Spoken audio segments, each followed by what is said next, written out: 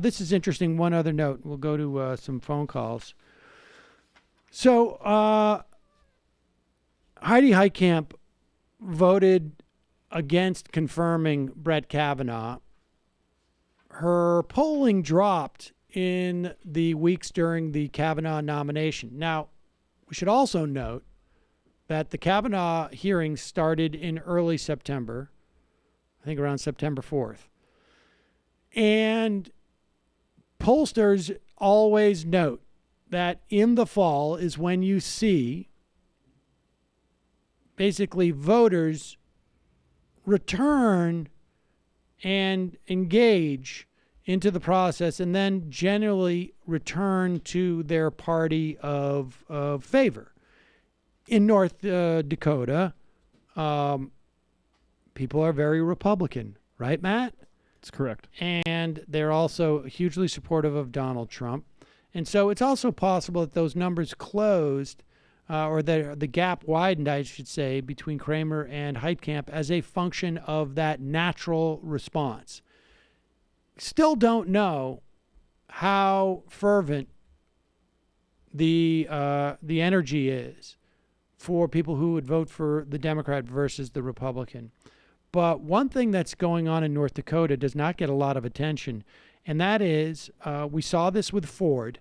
Ford is cutting about 25,000 employees, about 12% of their workforce, having lost $1 billion, I should say, in profits because of the tariffs that Trump placed on Chinese steel and other things. In addition to that, Trump placed tariffs on China, and then China in return did not buy, decided to, we're going to pass on American soybean crops.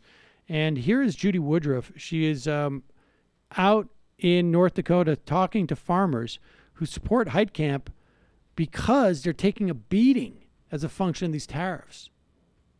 So the trucks come in down the driveway and park right here. Come right here. But Ms. Coomer has an even stronger reason to support Heitkamp, her opposition to President Trump's Get Tough trade policy toward China, which China responded to by ending its purchase of U.S. soybeans, one of North Dakota's main farm exports. The result has been drastic losses for soybean farmers here.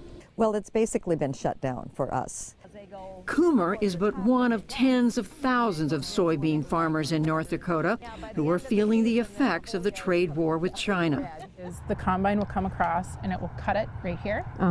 Sarah Lovis and her husband oversee 8,000 acres in Hillsboro, half of which are soybeans. We're really feeling the effects here in North Dakota. Soybeans has become a very big crop for us here in this geography and on our own farm. China, major customer of ours.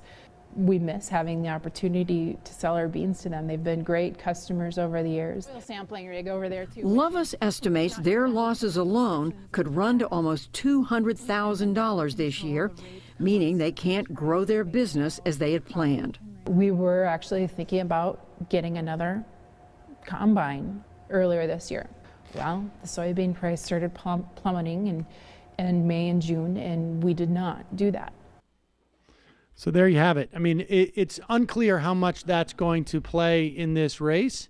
Remember, North Dakota also has a situation where they have basically, the Supreme Court has upheld a law that will largely disenfranchise a lot of Native American voters. And I have here, actually, there is something, if you know anybody, maybe we should try and track this down.